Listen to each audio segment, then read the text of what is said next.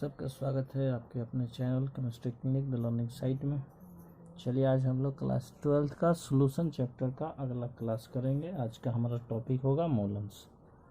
ठीक है, पिछले क्लास में हम लोग मोलरता मूल प्रभाज मोलरता मोललता ये सब कर चुके हैं। आज का हमारा टॉपिक है मोल प्रभाज। मोल प्रभाज होता क्या है? सबसे पहले मोल को जानना होता है, जो हम 11th क्लास में पढ़ चुके हैं। अगर 11th नहीं पढ़े तो उनके लिए सिंपल सा है, आप ये समझ लीजिए कि मोल बराबर हो जाता है एन, यानी मोल को एन से इंडिकेट करते हैं। और ये होता है आपका पिछले क्लास में बताए थे द्रव्यमान बट्टा मोलर द्रव्यमान या आणविक द्रव्यमान।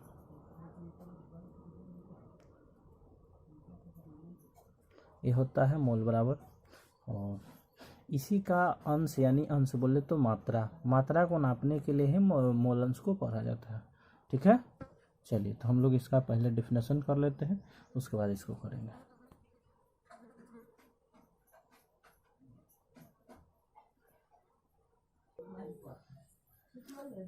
चलिए हमारा डेफिनेशन हो गया। डेफिनेशन क्या है कि किसी बिलियन के एक घटक का किसी बिलियन के एक घटक का मोल प्रभाज उस घटक का मोल संख्या बिलियन में कुल मोलों की संख्या का अनुपात होता है। ठीक है, क्या कहा है डेफिनेशन ने? मान लेते हैं कि कोई बिलियन है, मान लेते हैं ये एक कंटेनर है। ठीक है, जिसमें मान लेते हैं दो पार्टिकल्स है, एक ए और एक बी। अगर ए को हम लोग मान ले बिले, तो ये हमारा हो जाएगा क्या? बिलाय। क्या क्यों लेस देन इसका डेफिनेशन क्या होता है? दो या दो से अधिक पदार्थों के समांगी मिश्रण को क्या कहते हैं? बिलियन कहते हैं। मोल अंश के द्वारा हम लोग बिले और बिलाय किसी का भी मात्रा का पता लगा सकते हैं। जैसे कि अगर यहाँ हो जाएगा क्या हमारा ए का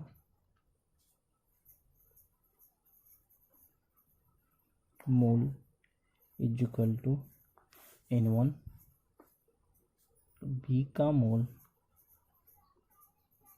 इज इक्वल टू N2। ठीक है, अगर हम लोग ए घट यानी विलेय का निकाले तो विलेय बराबर हमारा हो जाएगा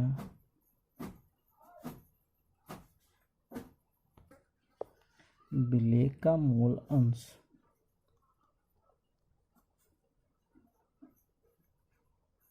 इज इक्वल टू हो जाएगा N1 by N1 plus N2, and विलायक का मोल अंश बराबर हमारा हो जाएगा N2 by N1 plus N2। की डिफिनेशन क्या कहा है कि किसी बिलियन के एक घटक का मोल प्रभाज उस घटक की मोल संख्या बिलियन के कुल मोलों की संख्या का अनुपात होता है। यानी कि जिसका निकालना है उसको ऊपर और टोटल को क्या कर देना है नीचे, उससे हमारा आ जाएगा। और ये जरूरी नहीं है कि ये दो के लिए 3 4 जितने भी हो उन सभी का निकाल सकते हैं। 3 घटक हो तो भी हम निकाल सकते हैं। और एक और बात, अगर कुल बिलियन का मोलन्स इज इक्वल टू हो जाएगा हमारा क्या, दोनों को जोड़ देंगे, यानी कि ए का मोलन्स प्लस बी का मोलन्स। तो ए का हमारा मोलन्स कितना आ गया N1 by N1 plus N2, plus B का मोलन्स N2 by N1 plus N2। कुल मोल्स हमारा हो जाएगा क्या N1 से N2, ए से खत्म, ऊपर आ जाएगा N1, ये भी हो जाएगा खत्म, एक मरतबे N2 हो गया, इन दोनों कट गया, हमारा आ जाएगा 1। यानी कि कुल मोल अंश हमारा आ जाएगा कितना 1। मोल प्रभाज का कुल मोल अंश हमारा क्या आ जाएगा 1। जैसे क्वेश्चन कर लेते हैं हम लोग, ज़्यादा बेहतर समझ में आएगा। क्वेश्चन है, क्वेश्चन क्या है देख लीजिए। 0.200 मोल मेथनोइक अम्ल तथा 0.300 मोल एथनोइक अम्ल का एक बिलियन है। इस विलयन में प्रत्येक घटक का मोल अंश निकालें। तो हम यहाँ मात्रा से समझ सकते हैं कि एक विलेय होगा और एक विलायक होगा। जो कम मात्रा में है वो विलेय हमारा हो जाएगा, जो ज़्यादा मात्रा में है वो विलायक हो जाएगा। चलिए तो निकाल देते हैं डायरेक्ट सॉल्यूशन। मेथेनोइक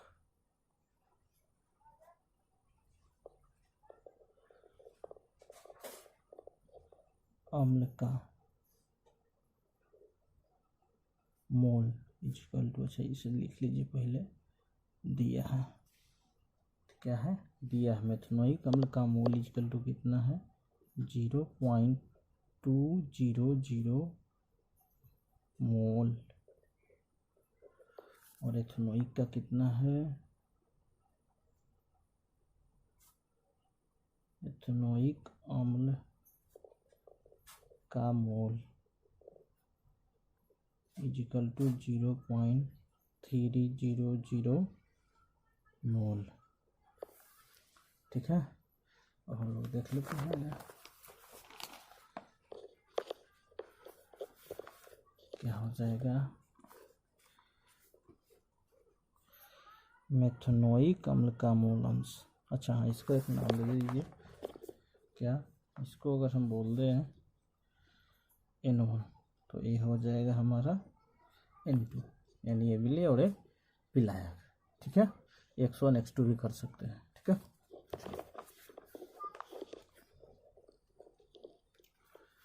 मेथेनोइक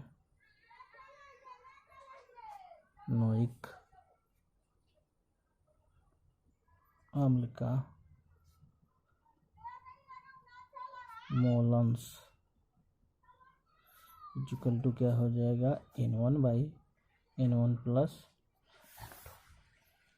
ठीक है, चलिए तो N1 का वैल्यू कितना दिया हुआ है 0.200 0.200 बटा फिर N1 का ही हो जाएगा 0.300 प्लस N2 का हमारा कितना है 0.300 प्लस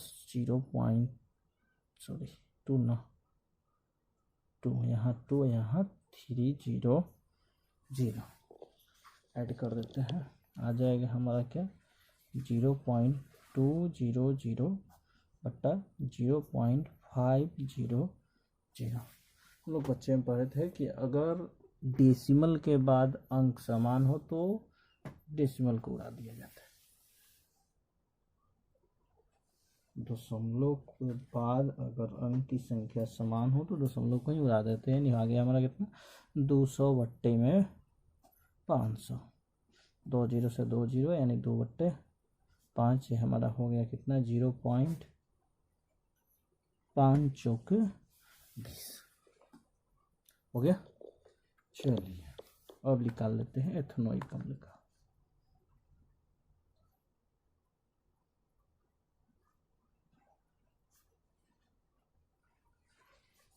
अम्ल का मोल अंश इक्वल टू हो जाएगा क्या N2/N1 प्लस N2। N2 का वैल्यू कितना है 0.300 0.300 बटा आ जाएगा 0.200 प्लस 0.300। इतना ना लिखकर हम लोग डायरेक्ट ये भी लिख सकते हैं क्योंकि अभी दोनों जोड़े हैं तो इतना आया। सीधा 0.300 बटा 0.500, डेसिमल को उड़ा देते हैं, 2 0 से 2 0 खत्म, यानी 3/5 यानी कि 0.6। ये आया मेथेनोइक अम्ल का और ये आ गया हमारा एथेनोइक अम्ल का। अगर हम दोनों का सम कर दें यानी जोड़ दें तो आ जाएगा, देखिए कुल मोल अंश। ये हमसे ऐसे पूछा नहीं है, चेक कर लेते हैं।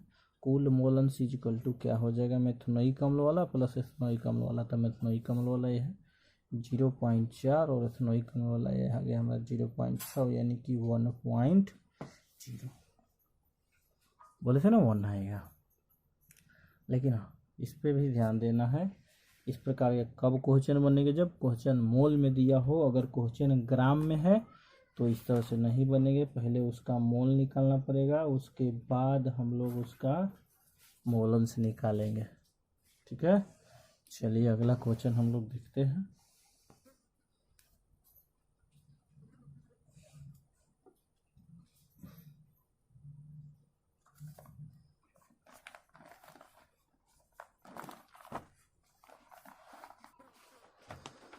चलिए ये जो हमारा क्वेश्चन है क्या है, 4 ग्राम NaOH को 36 ग्राम जल के साथ घोला गया है, इससे बने विलयन के प्रत्येक घटक का मोलंश निकालें। यहाँ देखिए आप लोग गलती कर सकते हैं, क्योंकि यहाँ पे जो क्वेश्चन था मोल में था, दोनों जगह देखिए, जबकि यहाँ जो क्वेश्चन है हमारा ग्राम में है। आप लोग यहाँ झट से ऐसे करिएगा कि दिया हुआ है ऐसे,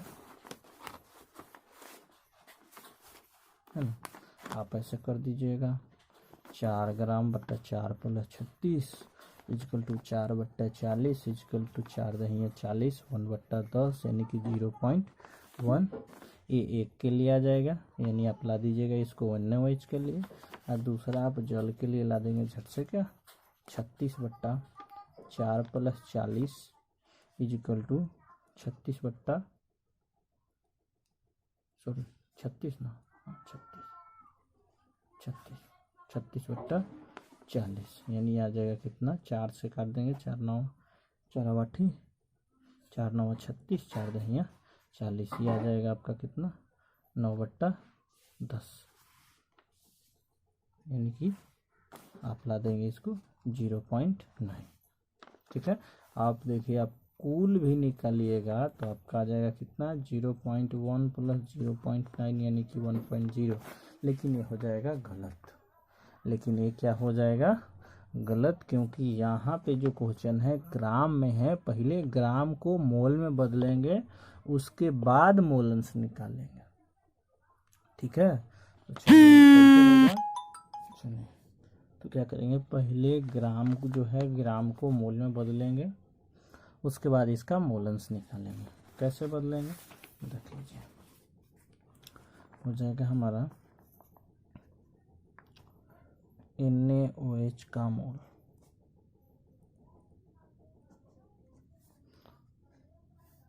क्या हो जाएगा, द्रव्यमान बट्टा मोलर द्रव्यमान।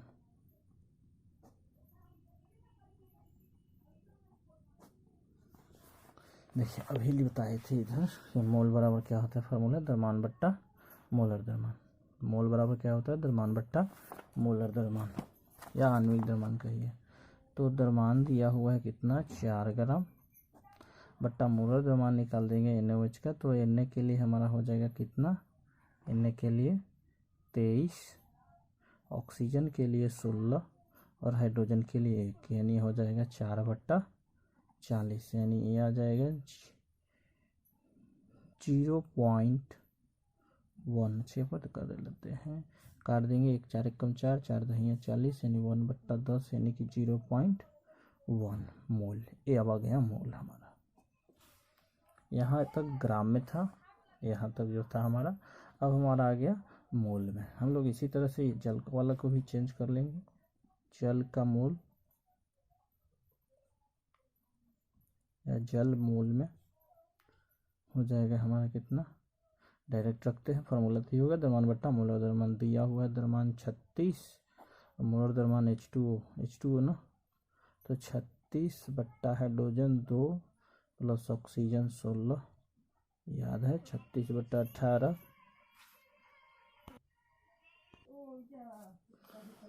हो जाएगा हमारा कितना 18 दूनी 36 यानी कि 2 मोल।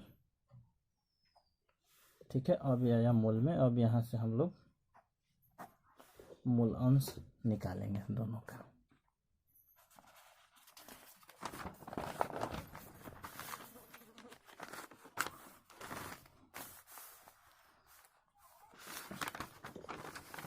किसका निकलना है, NaOH का और जल का।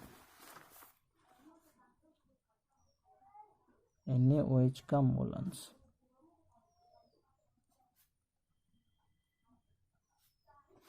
इसका फिर से नामकरण कर देते हैं, इसको बोल देते हैं n1 और ये हमारा हो जाएगा n2। ये हो गया हमारा n1 और ये हो गया n2। चलिए n1 by n1 plus n2, तो n1 का वैल्यू कितना है 0.1 और n2 का वैल्यू कितना है 2।